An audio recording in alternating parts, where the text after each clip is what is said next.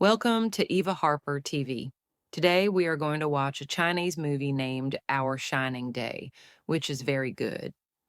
The movie starts in a very big musical school in China, where we see some students involved in a very dangerous competition. Some want to promote European music, while others argue that Chinese traditional music should be supported. Both sides criticize each other, creating an atmosphere of conflict rather than music in the school. On one side are the classical music students, and on the other side are the students of Chinese traditional music. The fierce competition between the two groups dominates the school, but the Chinese traditional music group has only two students, a girl named Chang and her friend Liwu, who is Chang's crush.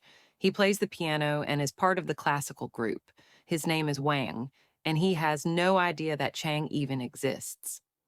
One morning in school, the classical music students announced they're performing at a concert and mock the Chinese traditional music group, saying they don't need anyone from their side. While no one raises their hand to join, Chang volunteers, knowing this is her chance to get closer to Wang. On the day of the concert, Chang is forced to sit with the instruments since there's no space, but she doesn't mind. She's there to impress Wang. After the concert, she gathers her courage and proposes to Wang, but he rudely rejects her, humiliating her in front of everyone.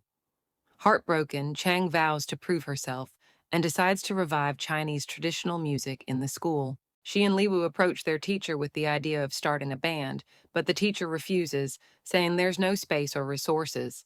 Determined, they work hard to promote a show, printing posters and handing out flyers, but it doesn't help. Then Liu suggests recruiting four otaku girls live in room 502.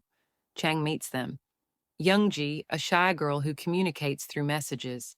Bei Bei and Tata, who are gamers, and Mei, their leader.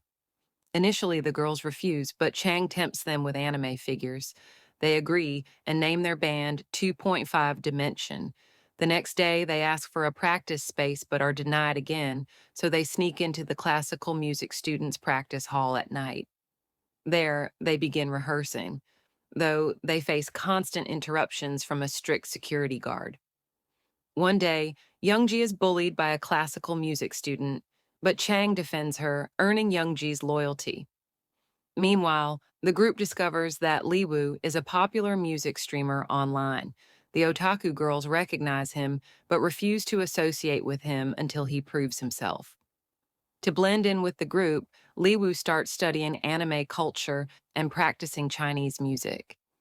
The band continues to grow closer and more confident.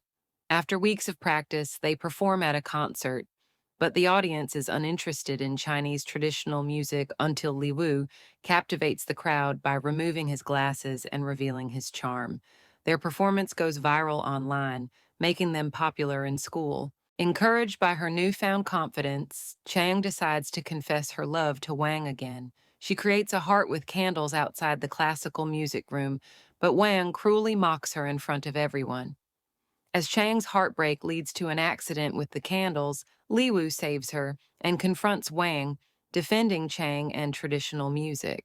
After the incident, Chang thanks Liwu for standing up for her. She gives anime figures to her bandmates, but announces she is disbanding the group, revealing that she only started it to impress Wang. The otaku girls feel betrayed and leave the gifts behind, disappointed in Chang. Summer vacation begins and everyone goes home.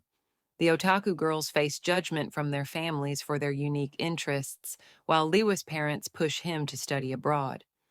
Chang, feeling guilty, starts practicing music again under her mother's encouragement. When school resumes, a major concert is announced, but the teacher plans for only classical music students to perform, even proposing to stop admitting Chinese traditional music students. Outraged, Chang stands up and demands equal opportunity. Inspired, the otaku girls and other Chinese traditional music students join her, forming a strong team. The classical group mocks them, leading to a challenge. The two groups will compete at the concert. As the ministry officials come to evaluate their performance, the classical students dismiss the Chinese group. However, both groups start playing simultaneously, creating an impressive blend of music that wins over the officials. Despite their success, the teacher refuses to let the Chinese group perform at the concert. Undeterred, they secretly practice with old instruments from a storage room. They also discover that Liwu likes Chang, boosting her confidence. On the day of the concert, the classical students perform first. Then, the Chinese group sneaks onto the stage, using stolen passes, and delivers a breathtaking performance. The audience, including the otaku girls' families, is impressed. Their families, once dismissive, now take pride in their daughters. Later that evening, Liwu takes Chang to see fireflies and confesses his feelings for her. He shows her unfiltered photos he's taken of her, saying he likes her as she is. Touched, Chang reciprocates his feelings. A few weeks later, new first year students enroll in the school to learn Chinese traditional music, showing that their efforts have made a lasting impact. The movie ends on a hopeful note as Chinese traditional music finds its rightful place alongside classical music. If you like this video, please like and subscribe to the channel for more reviews. Till then, goodbye.